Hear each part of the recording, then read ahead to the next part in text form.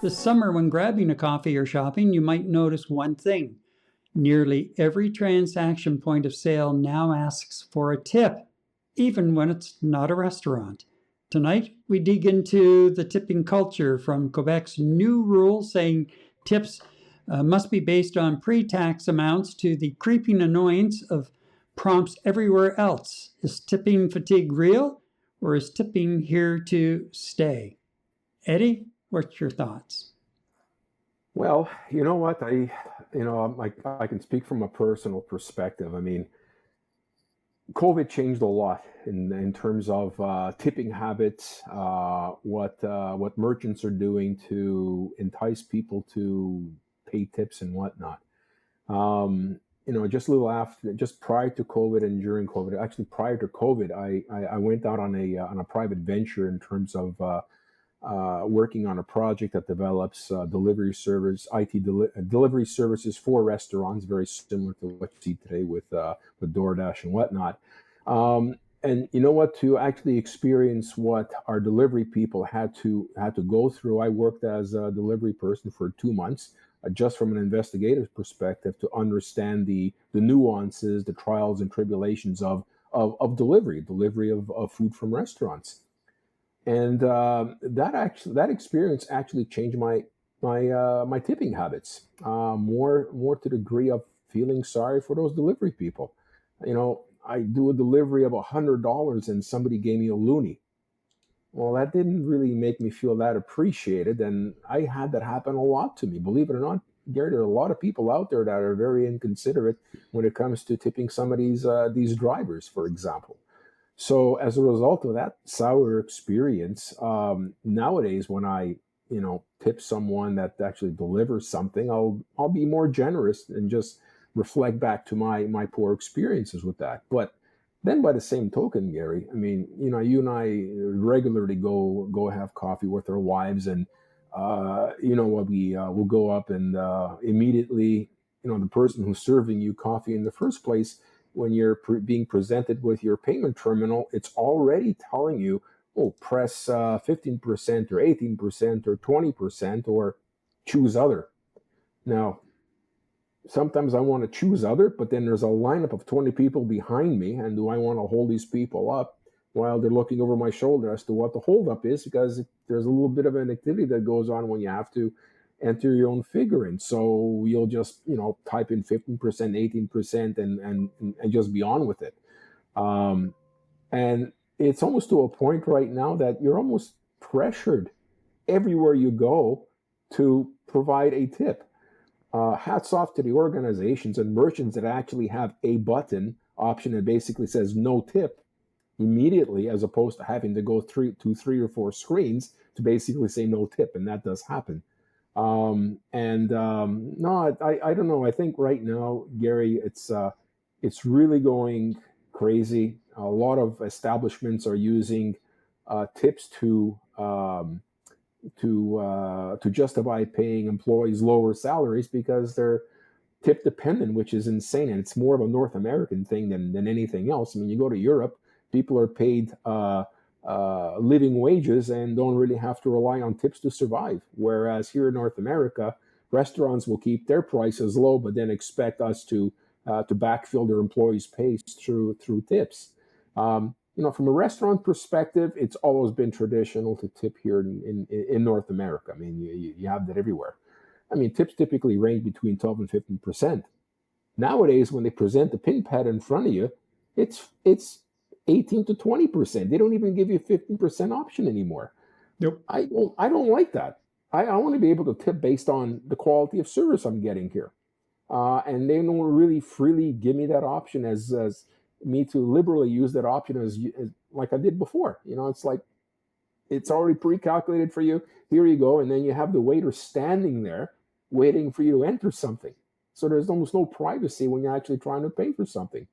That's on the restaurant side. My pet peeve, you know what? When I go to a grocery store and on the payment terminal during checkout, it asks me to provide a tip. Are you freaking kidding me? Um, I've actually been to hardware stores, little family-owned hardware stores, You're checking out and they're asking you for a tip? Gary, this is getting a little insane. I Yeah. understand in the services and restaurant industry, but when you're going out to any retail store and everyone is asking for a tip, you go to a baker, they're asking for a tip.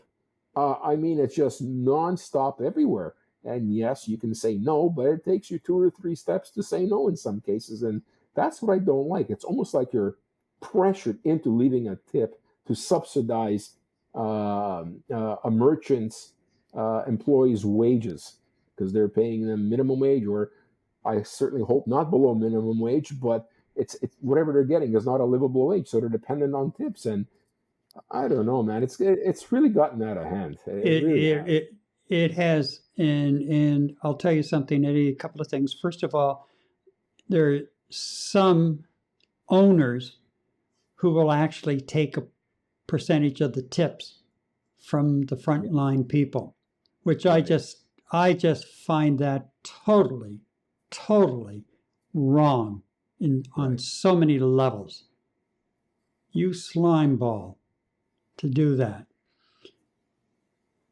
Second, though, it has become an issue for me because, I worked retail and I worked, one of my first part time jobs was scooping ice cream at Hmm. an ice cream store, ice cream and candy store. I I can count on one hand, and actually at least three times where somebody offered me a tip, and I was so shocked.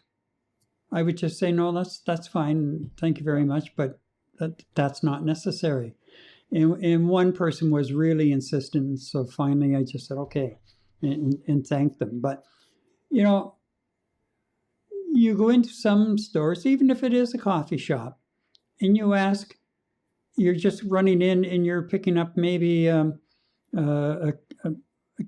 can A of bubbly cappuccino. water, yeah, or a Yeah. bubbly water, a bottle of bubbly water and a cookie. Yeah. You're actually going and getting the bubbly water yourself out of the cooler, Hmm. and the person behind the counter just has to take the tongs, lift the bag and or the cookie, and either hand it to you if you want it right away, or put it in a small bag, and that's it. Puts the terminal in front of you with the amount, and you've got 4 or 5 levels of tips. And like you say, most of them now starting at 20%. Yeah. What am I tipping for at Yeah. that stage? There What was, about at convenience stores? I mean, we've seen these yeah, at convenience stores. yeah, exactly.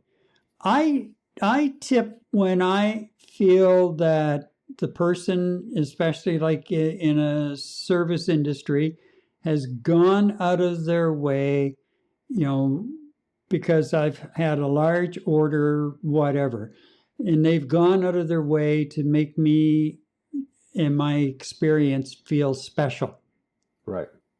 They deserve a tip. They're hustling, and they're working with you, and they're working to make you feel really, really good.